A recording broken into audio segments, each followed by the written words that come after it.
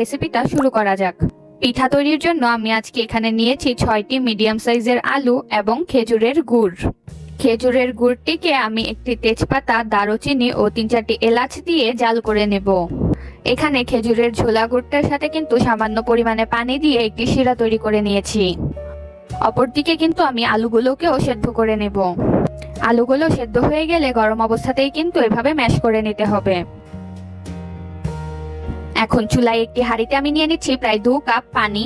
এতে দিয়ে দিচ্ছি 1 চা চামচ লবণ এবং 1/2 চা চামচ হলুদ। এতে করে কিন্তু পিঠাগুলোর রং খুব সুন্দর হবে। পানিটা যখন ফুটতে শুরু করবে তখন এতে দিয়ে দিব প্রায় 1 কাপ চালের গুঁড়ো। চুলার আঁচ মিডিয়াম টু লোতে রেখে এটিকে ঢেকে রাখবো প্রায় 8 থেকে 10 মিনিটের জন্য। এরপর ঢাকনা উঠিয়ে খুব ভালো করে নেড়েচেড়ে মিশিয়ে নিতে হবে। এ পর্যায়ে ম্যাশ করে রাখা আলুগুলো দিয়ে দিব এবং পাত্রটিকে আরো 5 মিনিটের জন্য ঢেকে রেখে দিব। 5 মিনিট পর আমি এটিকে চুলা থেকে উঠিয়ে নিব।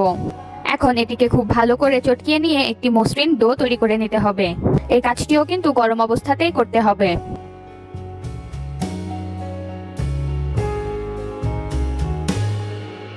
এখন ডোটিকে একটি ভেজা কাপড়ের সাহায্যে ঢেকে রাখতে হবে, যেন ডোটি উপর দিয়ে ড্রাই না হয়ে যায়।